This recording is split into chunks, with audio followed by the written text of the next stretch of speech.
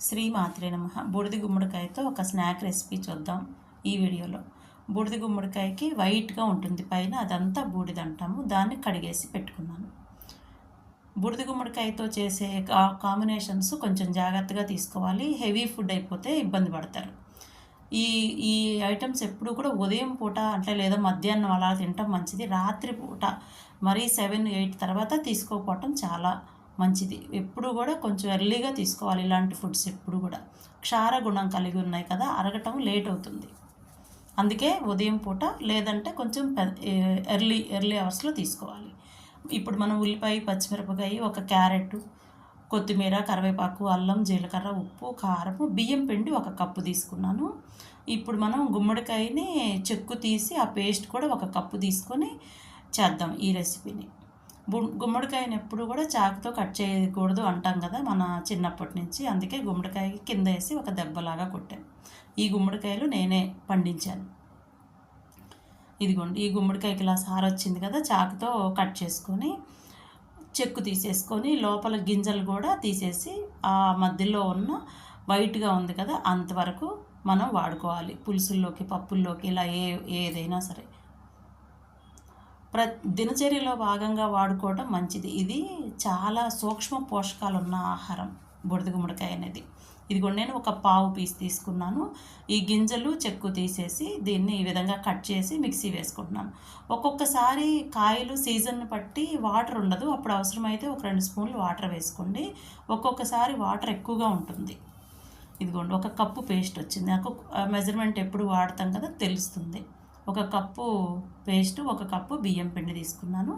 ఇది కొలత కరెక్ట్గా సరిపోతుంది. ఇక పిండికి కలిపేటప్పుడు మనం వాటర్ అస్సలు వేయకుండానే కరెక్ట్ కన్సిస్టెన్సీ వస్తుంది ఈ విధానంలో. ఎందుకంటే ఉల్లిపాయలో వాటర్ వస్తుంది, క్యారెట్లో వాటర్ వస్తుంది కదా, సరిపోతుంది. బూడిద గుమ్మడికాయల్లో పెసరపప్పు, శనగపప్పు లాంటివి వేయకపోవటం మంచిది. నువ్వులు అలాంటివన్నీ కూడా ఈ స్నాక్స్కి హెవీ ఫుడ్ అయిపోద్ది.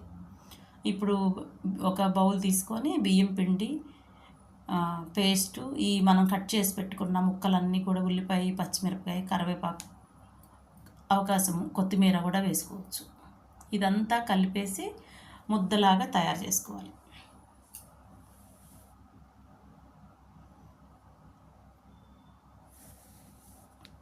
ఇది షుగర్ వాళ్ళకి చాలా మంచిది. వెయిట్ తగ్గాలనుకునే వాళ్ళకి కూడా మంచి ఉపయోగం. ఉదయం తీసుకున్నారంటే ఆకలి కాకుండా ఉంటుంది. అసలు బ్లడ్లో గ్లూకోజ్ కలవకుండా అడ్డుపడడానికి ఈ బూడిద గుమ్మడికాయ చాలా సహాయం చేస్తుంది. ఇది కరెక్ట్ కన్సిస్టెన్సీ సరిపోయింది, ముద్దలాగా వచ్చింది. నేనైతే 1 స్పూన్ కూడా వాటర్ వేయలే, కరెక్ట్గా సరిపోయింది. ఇప్పుడు ఇది మనకు కావాల్సినంత బాల్స్ లాగా చేసుకొని ఒక తడి క్లాత్ మీద తీసుకోవాలి. మనం ఎంత సైజు కావాలంటే, పల్చగా కావాలంటే పల్చగా వస్తాయి, కొంచెం మందగా కావాలంటే మందంగా వస్తాయి. క్రిస్పీగా కావాలంటే అనేవాళ్ళు మాత్రమే హోల్స్ పెట్టేసుకోండి, లేదా కొంచెం మెత్తగా ఉన్న ఇష్టంగా తింటామని అంటే హోల్స్ అవసరం లేదు. డీప్ ఫ్రై అయినా చేసుకోవచ్చు. డీప్ ఫ్రై చేసుకుంటేనే క్రిస్పీగా వస్తాయి. పెనం మీద కాల్స్తే మెత్తగా వస్తాయి మనకి. పెనం మీద కాల్చినవి అయితే మార్నింగ్ చేసిన ఈవినింగ్ వరకు కూడా చాలా స్మూత్గా ఉంటాయి. డీప్ ఫ్రై చేస్తే కొంచెం అంటే మనం ఎక్కువగా క్రిస్పీగా అవుతాయి కదా, కొంచెం అంత ఇబ్బంది ఉండదు, కానీ అవి ఇంకా చాలా స్మూత్గా ఉంటాయి. అస్సలు పళ్ళు లేని వాళ్ళు కూడా తినడానికి వీలుగా ఉంటాయి ఈ పెనం మీద కాల్చినవి అయితే.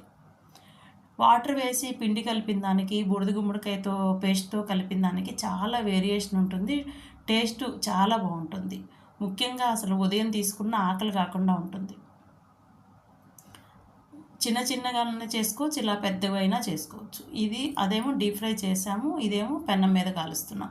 పెనం మీద కూడా అంతే, కొంచెం ఆయిల్ కానీ నెయ్యి కానీ వేసేసి మూత పెట్టేస్తే ఒక 2 మినిట్స్లోనే మగ్గిపోతుంది మనకి ఇది.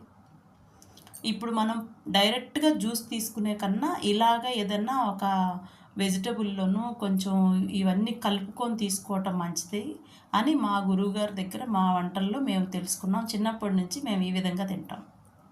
ఒకసారి ట్రై చేసి చూడండి. Thank you all.